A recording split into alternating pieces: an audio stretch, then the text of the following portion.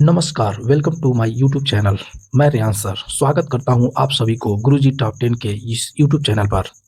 जैसा कि आज हम लोग जानेंगे कक्षा 10 के केमिस्ट्री के बारे में। रसायन विज्ञान क्या होता है? रसायन विज्ञान किसे कहते हैं? विज्ञान की वह शाखा जिसके अंतर्गत पदार्थों के गुण, संरचना, क्रिया, प्रतिक्रिया, उनमें होने वाले परिवर्तन के क्रमबद्ध ज्ञान को रसायन विज्ञान कहते हैं। रसायन विज्ञान के जनक एंटोनी लेवोजियर को कहा जाता है। रसायन विज्ञान का जन्म मिस्र में हुआ था। ये बात सत्य है कि मिस्र में ही रसायन विज्ञान का जन्म हुआ था। रसायन विज्ञान को अगर डिवाइड करें तो रसायन विज्ञान 3 भागों में डिवाइड होगा: भौतिक रसायन और कार्बनिक रसायन, अकार्बनिक रसायन। फिजिकल केमिस्ट्री, ऑर्गेनिक केमिस्ट्री और इनऑर्गेनिक केमिस्ट्री। जिसमें देखा जाए कि इसमें कार्बनिक केमिस्ट्री को हम लोग पढ़ेंगे।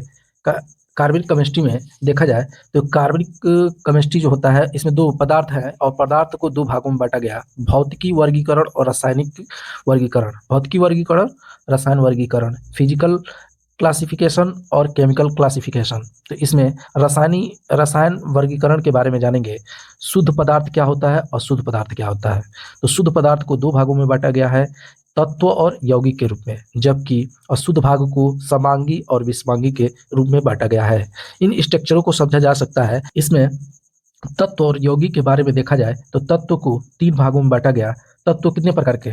3 प्रकार के: धातु, अधातु और उपधातु। जबकि यौगिक को कार्बनिक यौगिक, अकार्बनिक यौगिक के रूप में बांटा गया है।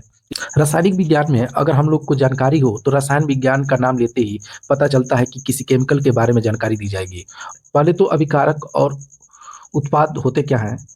जो पदार्थ रासायनिक अभिक्रिया में भाग लेते हैं उन्हें अभिकारक कहते हैं, तथा जो नए पदार्थ बन जाते हैं उन्हें उत्पाद कहते हैं।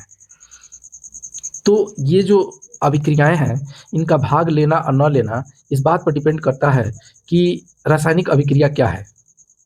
तो रासायनिक अभिक्रिया ये बताता है जब एक या एक से अधिक पदार्थ के परमाणुओं को नए पदार्थों का निर्माण करते हैं तो इस अभिक्रिया को रासायनिक अभिक्रिया कहते हैं। अब इसमें हम देखेंगे कि NaCl और Na है और Cl है, इन दोनों को मिलाएंगे तो सोडियम को और क्लोरीन को जब मिलाएंगे तो सोडियम क्लोराइड बनेगा। अर्थात इसे देखें तो NaCl जो है एक उत्पाद बनकर तैयार हुआ है और सोडियम प्लस क्लोरीन एक अभिकारक है।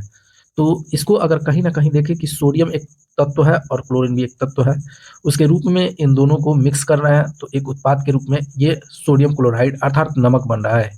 तो नमक बनाने की प्रक्रिया में इस एग्जाम्पल को समझा जा सकता है।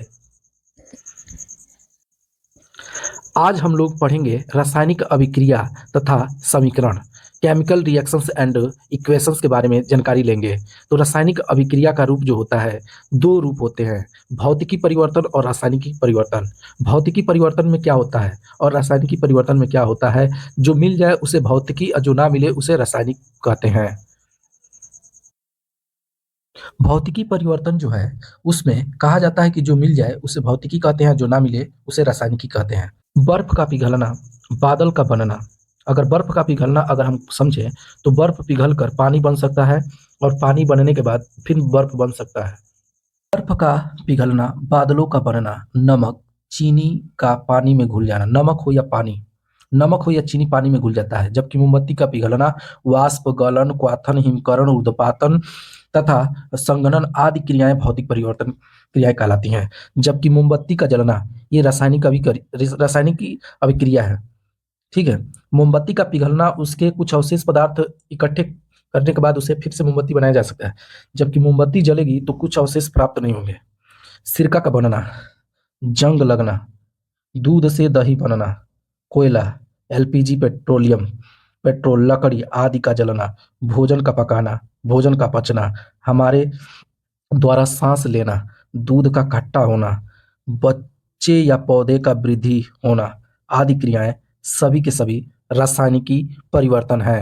रासायनिक अभिक्रिया के प्रकार में अगर देखा जाए तो रासायनिकी अभिक्रियाएं 4 प्रकार की होती हैं। टाइप्स ऑफ केमिकल रिएक्शन, यानी 4 टाइप्स। इसमें हालांकि योगात्मक कहें या संयोजन कहें दोनों एक ही है। वियोजन क्या है या अपघटन कहें दोनों एक ही है। विस्थापन या प्रतिस्थापन दोनों एक ही है। द्विविस्थापन अभिक्रियाएं जो कि ये टोटल 4 हैं। अगर योगात्मक अभिक्रिया के बारे में या संयोजन अभिक्रिया के बारे में समझना है तो इसका ये मतलब होता है जुड़ना। संयोजन अभिक्रियाएं किसे कहते हैं? वे अभिक्रियाएं जिनमें दो या दो से अधिक अभिकारक आपस में संयोग करके एक नए पदार्थ बनाते हैं उन्हें संयोजन अभिक्रिया या योगात्मक अभिक्रिया कहते हैं। 2H2 प्लस O2 को मिलाएं तो 2H2O बन रहा है। अभिकारक के रूप में हाइड्रोजन और ऑक्सीजन है, तो ये एक उत्पाद के रूप में जल प्राप्त हो रहा है। इस प्रक्रिया में संयोजन अभिक्रिया कहलाती हैं। ठीक है। संयोजन अभिक्रिया दो प्रकार की होती हैं, एक ऊष्माक्षेपी अभिक्रिया और ऊष्माशोषी अभिक्रिया। ये दो प्रकार की होती है। जबकि ऊष्माक्षेपी अभिक्रिया क्या है? ऊष्माक्षेपी अभिक्रिया वे अभिक्रियाएं जिनके फलस्वरूप ऊष्मा उत्सर्जित होते हैं उन्हें ऊष्माक्षेपी अभिक्रिया कहते हैं। उदाहरण के लिए देखा जाए तो कार्बन और ऑक्सीजन को मिलाएं तो कार्बन डाइऑक्साइड गैस प्राप्त होता है और उसके साथ साथ ऊष्मा भी प्राप्त होती है। श्वसन भी एक प्रकार की ऊष्माक्षेपी अभिक्रिया है। इसका एक उदाहरण के रूप में समझा जा सकता है। ऊष्माशोषी अभिक्रिया किसे कहते हैं? ये ऊष्माशोषी अभिक्रिया जो होती है वे रासायनिक अभिक्रियाएं जिनके फलस्वरूप ऊष्मा अवशोषित होती हों उसे ऊष्माशोषी अभिक्रिया कहते हैं। उदाहरण के लिए देखा जाए तो नाइट्रोजन और ऑक्सीजन के साथ ऊर्जा मिलाएं और 3000 डिग्री सेल्सियस पर गर्म करें तो इस यहाँ नाइट्रिक ऑक्साइड प्राप्त होगा। और यहाँ पर एक एक उदाहरण देना बहुत जरूरी है क्योंकि इसे समझा जाए। ठीक है। तो वियोजन या अपघटन अभिक्रिया दूसरी अभिक्रियाएं जो है ये किसे कहते हैं? तो वे रासायनिक अभिक्रियाएं जिनमें यौगिक छोटे छोटे टुकड़े में टूट जाते हैं उन्हें वियोजन अभिक्रिया कहते हैं।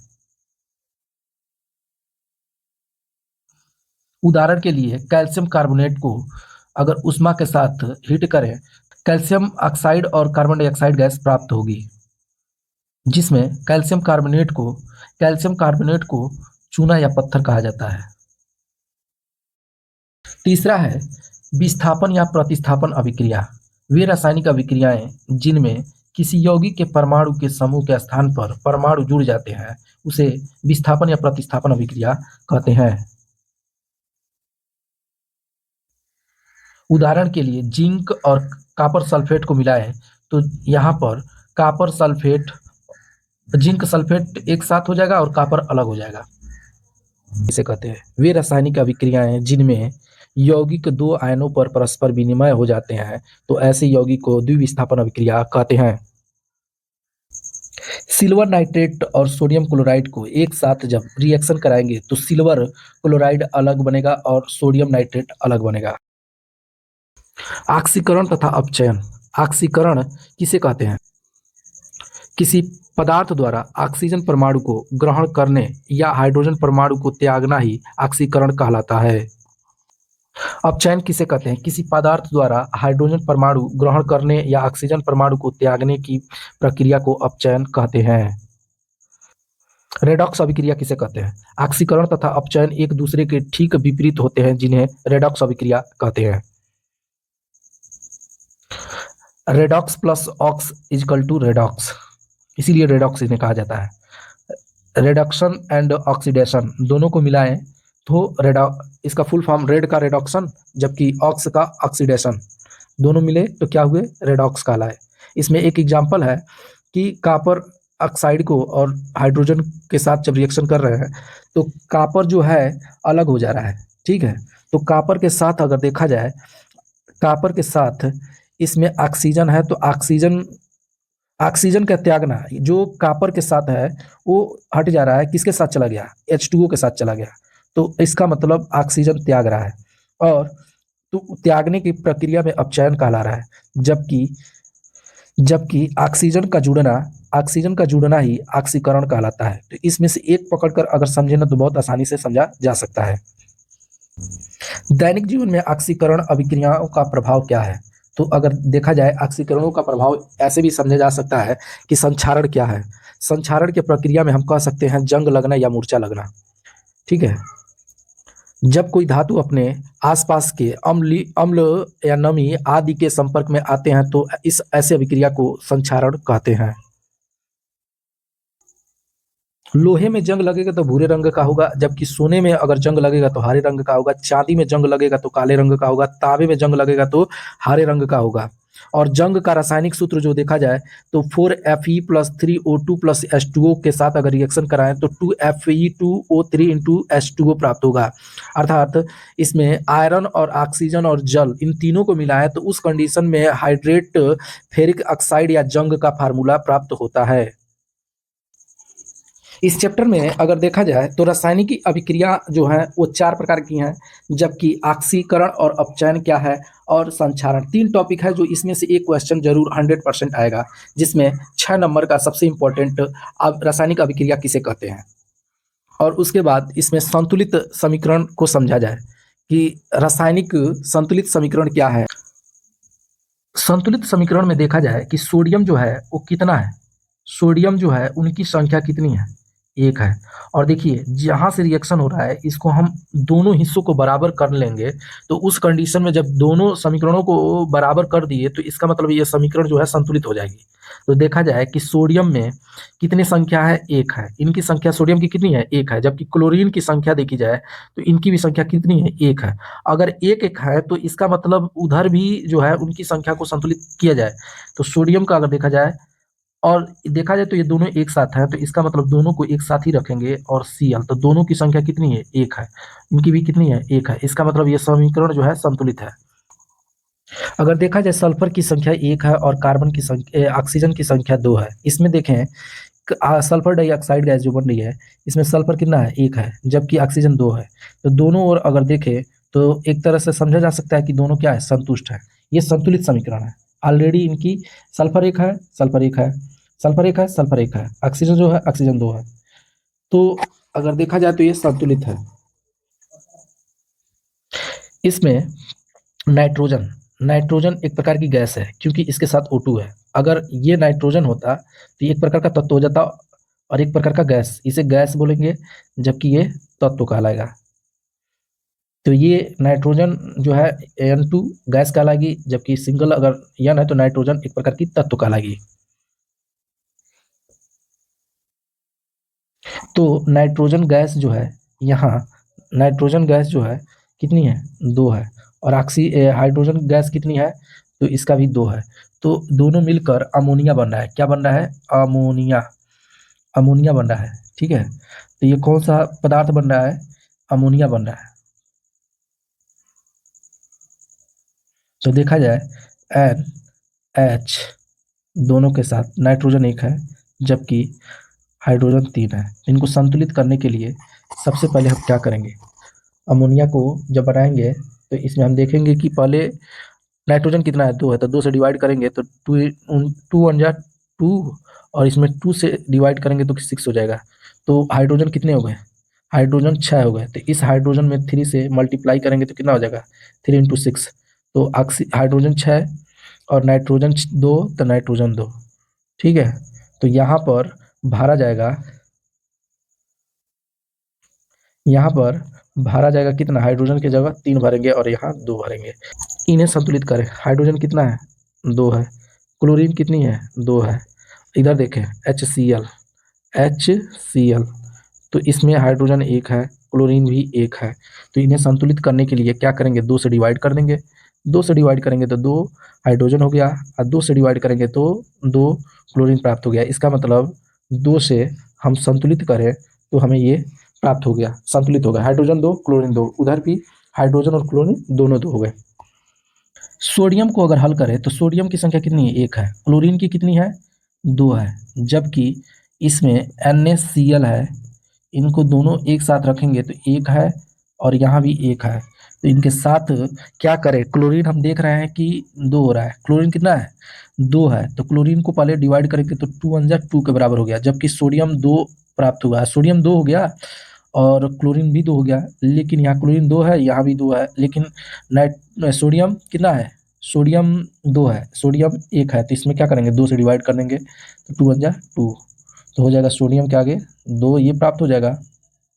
सोडियम 2 भर देंगे और यहाँ 2 भर देंगे, तो हमारा ये जो होगा संतुलित समीकरण हो जाएगी।